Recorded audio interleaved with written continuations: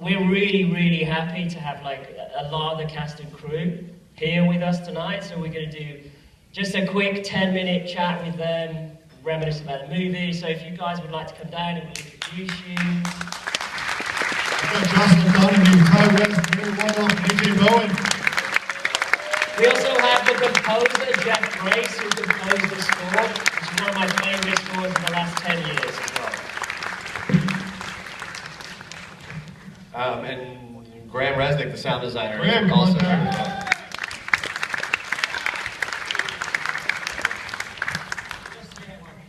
I'm just so glad you guys didn't all just file out. But you were like, oh, chainsaw's done. And then just Spencer and I just have this very intimate conversation. So this is the first reunion of House of the Devil, correct?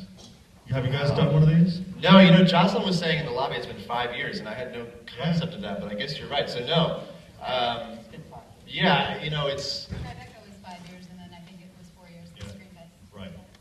Wow. Yeah, so we're getting old. Yeah, it's fun. It's fun to be back. I don't get to see everybody. I mean, I see AJ quite a bit. I'm working on a new movie, so I'll be working with Graham and Jeff again. And Jocelyn I see now again. Mary I don't get to see too often, so I always look for a reason. I don't see anybody. Yeah, to get her out.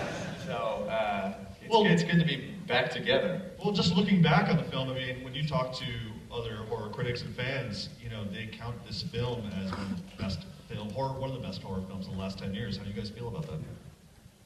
Great. Yeah, I'm super proud to be a part of this. I mean, it's definitely been a hallmark in my career and a film that I really admire, and to get to work with Ty on something like this, it's been really meaningful to me. And it's really cool that it's got such a great audience response. It was fun to do. Yeah. Mary didn't, I don't think you wanted to do it. I think I had to kind of convince you to do it. I don't want to do anything else. Yeah, that's true. I have to be convinced. I had to convince AJ too. Nobody wanted to do it, so. You sold it so well though, because we were at the Roost and you were like, so there's this movie, I'm probably gonna do the part, I was gonna do the part, but I didn't have time. It's a pretty boring part, but you can do it if you want. So I was like, hell yeah, that sounds great. Yeah. Highlight of my life. The score and the sound design, which these two guys are responsible for, are a huge part in this film. Was that always intentional? Ty, was it always your intention to have the use of music? Because it's almost like a character in the movie. Yeah, it's a huge, I mean, it's kind of 50% of the process for me in that, you know, I've known Graham since we were like 5 years old, and so we have the same sensibilities and the same sort of approach to filmmaking to a certain degree and thoughts about sound.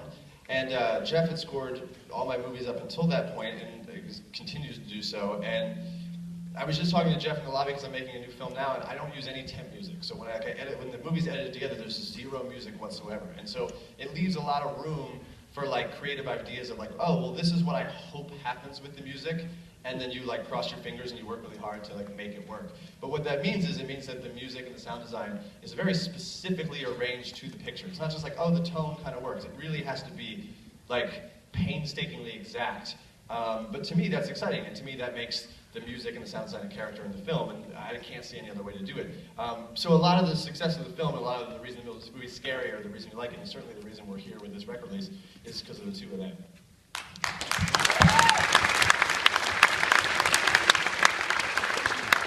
Yeah, like Ty was saying, this was what, our third film together. So we had a way of working and everything. I remember when I first met Ty, it was on the phone before we were doing The Roost, and he acted out the entire movie from the script, which was about 50 pages long, and he did it in about 15 minutes. It was so this one was like the complete opposite. When he was describing it, he just said, well, it's the house of the devil. It's a woman just, you know, walking around a house by herself, and you know something's going to happen because it's called the house of the devil. So we just have to make it scary. So that's what we tried to do. But yeah, it took a little while to figure out, I think, the approach that we were going to do. But then there was also a lot of pressure to look for a festival submission or something. So we're kind of like furiously trying to figure out what was going to work, but then once we got something going, it kind of just started to. Yeah, I think also there's an element of like the movie, people like, whatever my style is, that's apparent in the movie, slow burn, whatever that style is, that's apparent in the movie, like without the music, like the music is a big part of the tone of the movie. And so before anyone saw that, I think the movie didn't have like its full characterization. And that was something that I think the three of us, like, we really believed. We sort of had a vision for the movie and knew what we were doing, and it was just it's a small movie, so it was a long, painstaking process of like getting all the details right and trying to capture that 80s feel and trying to make it feel like a genuine period piece and not like a quirky homage. And so that's the kind of stuff you can't notice, the details that do that, but when they're wrong, they stick out like a sore thumb. So it was just this like long process of trying to really refine it so that you didn't really notice that we were creating like this pastiche. But everybody loved it. They loved the fact that it was 80s. It was like, oh wow, they did. Oh, ooh. The Coke cups are really the star of the film. The first prop we got were these, Jade Healy, who sadly had to leave today to do a movie, so it's not that sad, but like she was going to be here, she's the production designer. She's responsible. I was like, we need the Coke cups that say Coke on the side, and we thought, oh, we're never going to find those. eBay, 2 seconds, easiest thing to find ever. All the credit that I get for the Coke cups is eBay.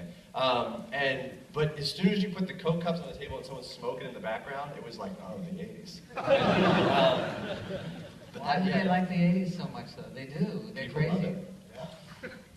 One of the actors who's not up here is Tom Noonan. Yeah. Does anybody have any fond stories they want to relate to the audience about working with Tom?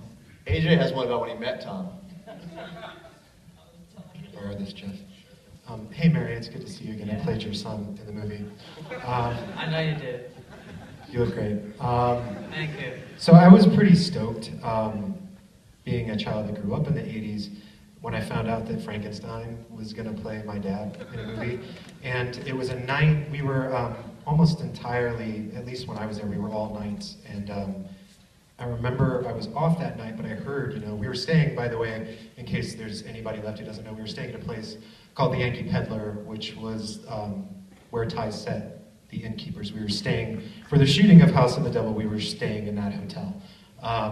And I heard, Tom Noonan's here.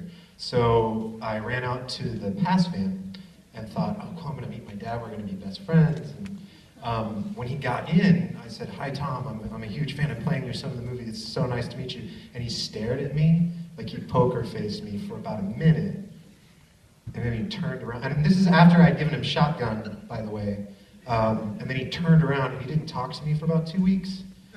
And we acted together by this time, by the way. And then we were doing an interview for Fango. And during the interview, that's when he found out that I was his son in the movie. And then after that, we were best friends. He's at my house now. I think Tom is a bit of a prankster, I think. But this is one of those movies where we had like a really, everyone I wanted to be in the movie ended up being in the movie, which is not, actually, it's often the case to me, which is fortunate, but it's not always the case in general. So it was really great to sort of, like, I knew AJ and was like, he would be, despite the story, I was like, you would be great in this part. And then he was like, okay, I'll do it. And then I wanted Mary for the part, and I had to go to her house and convince her to come do it, but then she came and did it. And then Jocelin came in and auditioned, and I remember telling AJ, I was like, oh, I found someone before we cast her. I was like, we figured that out too. And I knew Greta, and I was just like, Greta, and Tom I'd worked before. So it was a really great kind of experience to go make, it's very traumatic making movies, so to have a group of people that you, A, really believe are right for the part, and also are like great collaborators, just as like human beings also. It made the experience like pretty pleasant, and it made the collaboration, I think, for me anyway, more enriching rather than trying to constantly explain yourself to someone every day and what you're trying to do. I feel like everybody kind of got what we were doing, and I think that's evident in the movie. Jocelin, can you just talk a little bit about your time on set? Yeah, it was, for me it was my first lead role, so it was great to kind of learn how a movie is made. I felt like I was part of the crew because I got to be on set for every single take, every single scene. And I definitely learned a lot. And just in general, the vibe was, it was really fun. And everybody always says making a movie is like a camp, a summer camp. And you're living together, you immediately get thrown in together with a group of people. And it was just such a great vibe, great energy. Ty put together a great crew, all the producers and all of the art department. Everyone just really had the same goal to make something great. And you never know when you do a small movie, and to do something that was elevated so much by Ty's vision and really became something that I had never expected. It was just incredible. I have something to say about the crew. This crew worked all day, and I mean from 6 until 6, and then they drank all night. None of them went to bed. I would see them in the hallway like this. I mean, they worked that way. They were incredible, really incredible. I'll tell you what, we do one question from the audience, and you can get this record. But it's got to be a good one. If it's a really bad one, I'm going to smash it over your head. Oh, smack them. Someone's got a question. Come on, how many people have scared everyone. How many people have seen the movie? Scared. Have you all seen it? All right, that's like thank you for coming to this. And for anyone who hasn't seen it, I hope you like it. But for everyone that's like come out to this, it's pretty cool for at least for me to be standing up here with everybody 5 years later and to have like people here wanting to see this movie on a Saturday night. So I really appreciate it. You know, this is a weird experience for us making this movie in Connecticut, and to be here 5 years later, looking for one question. Yeah, come on. You know. One question, somebody. There you go, this man. Come on. If it's not good, you're going to sit right back there. What's the question? So the movie has kind of a slow burn pace. Don't say it. Don't say it. Slow burn to it that I know was kind of a throwback to other older horror movies. Were you nervous, you know, doing this now, wondering how people might react to it? Did you think they might not, they get the 80s, but the slowing it down and then it might throw them off? I mean, did everybody hear the question? He said the movie's slow. Was I worried that could like really alienate an audience? No, but he meant it in a good way. That sounds like I'm being sarcastic. I think he means you're measured. Give him the record. But yeah, no, I know what you mean, that like it's stylistically different than movies now, and that yes, movies like were like that in the 80s. So, but the ultimate answer is like no, it never really entered my mind because it's the only way the movie made sense to me. So I also like this is just my taste. So I was like, well, this is just my thing, and I guess it's going to be polarizing in the way that like. Some people I joke around about the slow burn thing because it's a very charming way to say that people like the movie, and I appreciate it. But it's a funny thing for me to laugh at because I hear it on every movie. But it just felt like, well, you either be into it or you won't be into it, and that's the kind of movie that we're making. And a movie where it's for everybody that doesn't make sense to me. That just seems boring. So for me, it was like, look, this may be your thing, or you may find it too slow, or you may find it not slow enough. Well, no one's found it not slow enough, but you might find it not slow enough. But it's a movie by me, and so hopefully you can identify that by the tone of the movie and by whether it's the pace or whether it's where the camera is or the way the writing is, the performance is.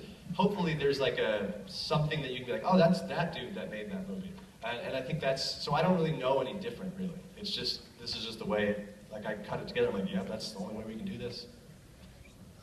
Yeah, thank you for coming. Just one final question I want to ask you. Based on critical reception, did the distributor ever approach you about making a sequel?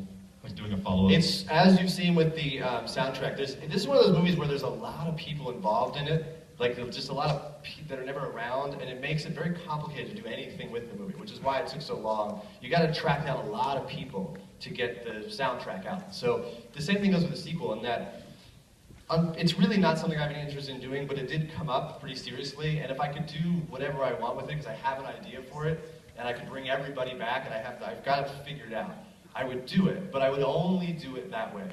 And then it becomes like all the asterisks of all the people that are involved. Like, I can't just go do it. It's like I have to involve all these people that are going to be involved, that I would rather just cut out the middleman. So maybe if someday it's the only movie I can think of that I would have an idea for a sequel that would be amusing. But I don't know, maybe we should just leave it alone. Agreed. All right, guys. Well, thank you so much. Oh, yeah. So, we're going to take a quick 15-minute break. Some of these guys will sign records for you, I'm sure, if you ask them nicely in the lobby. And then we're going to come back, and Michael Armstrong is going to play the theme tune to the movie live. And we have a dance-off, and I'll give some free shit away. Yeah, that's Mike Armstrong over there in the corner. Well, he was over there in the corner. I I can't know where see he's him now. run off. But he'll do the theme tune, and we'll Had an Yeah, answer. so he's the mastermind behind the opening credits. Thank you guys so much. Thank you very much. Thank you. And Thanks for coming big out. round of